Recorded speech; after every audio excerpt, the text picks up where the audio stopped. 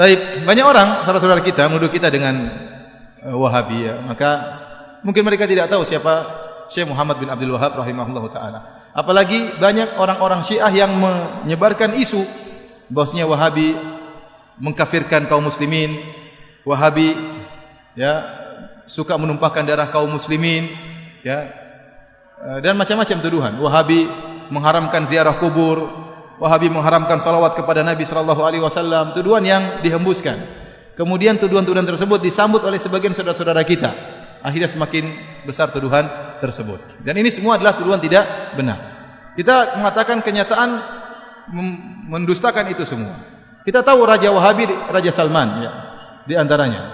Hafizahullah taala. Hari ini saya baru dapat kabar dia menyuruh seorang wartawan diberhentikan dari pekerjaannya. Dan koran dipermasalahkan di kasusan. Kenapa? Karena wartawan tersebut memuji dia berlebihan.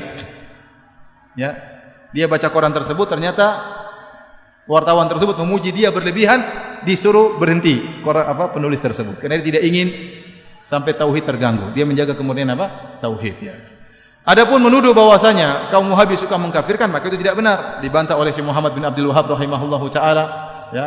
Dan saya sedang menyusun juga tulisan tentang masalah itu, ya. Bagaimana Syekh Muhammad bin Wahab mengatakan kami tidak pernah mengkafirkan yang berkaitan dengan masalah 4 rukun, masalah salat, masalah zakat, puasa, haji. Kalau ada yang meninggalkan salat tidak dia kafirkan.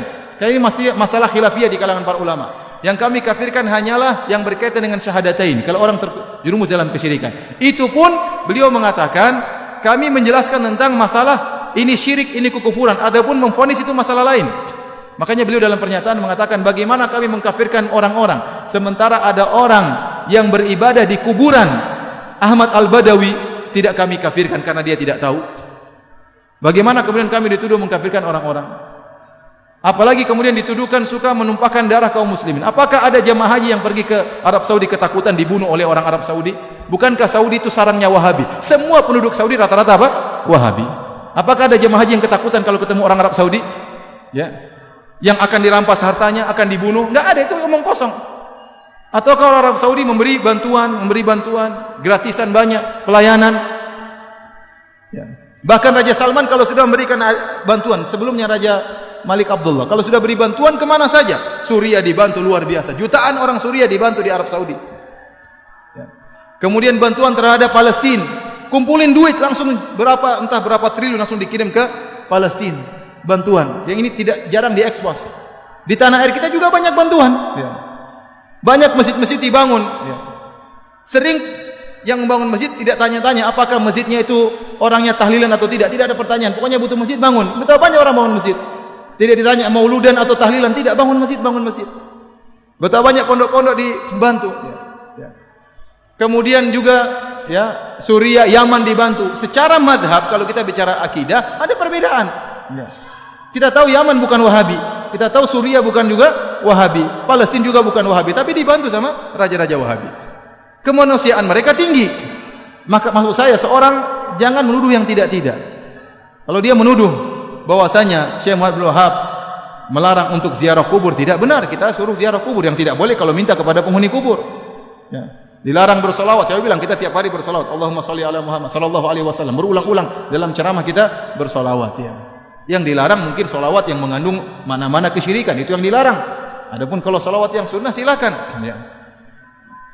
Oleh karenanya seorang berhati-hati tatkala memberi tuduhan yang tidak-tidak, ya, karena termakan dengan provokasi sebagian orang. Kalau dia nuduh Syekh Muhammad bin Wahab dengan tuduhan yang tidak-tidak, ingat dia akan disidang oleh Allah pada hari kiamat. Kita kalau nuduh orang tidak benar, kita akan disidang berhadapan dengan Syekh Muhammad bin Abdul Wahab, dan hati-hati jangan-jangan pahala kita diambil oleh beliau seluruhnya. Karena kita tuduh dia dengan tuduhan yang tidak-tidak. Ya, ini bahaya, hati-hati. Maka seorang tatkala berbicara hendaknya dia berpikir sebelum mengucapkan apa yang dia ucapkan. Dan saya katakan bahwasanya kita bersabar kalau dituduh yang tidak-tidak, yang penting kita menjalankan sunnah. Dan ingat, kita tidak ada yang mengkultuskan Syekh Muhammad bin Abdul Wahab. Syekh Muhammad bin Abdul Wahab rahimahullah hanyalah seorang ulama yang bermadzhab Hambali. Jadi bisa salah bisa benar. Kalau salah kita tolak, kalau benar kita ambil. Dia sebagaimana ulama-ulama yang lain, bisa salah bisa benar.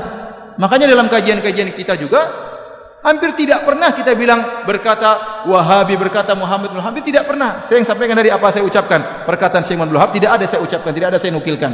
Ya, hampir tidak pernah. Kita sampaikan perkataan para ulama, perkataan ahli tafsir, siapa saja.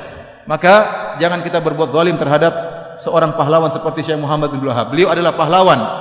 Dengan jasa beliau berdirilah kerajaan Arab Saudi.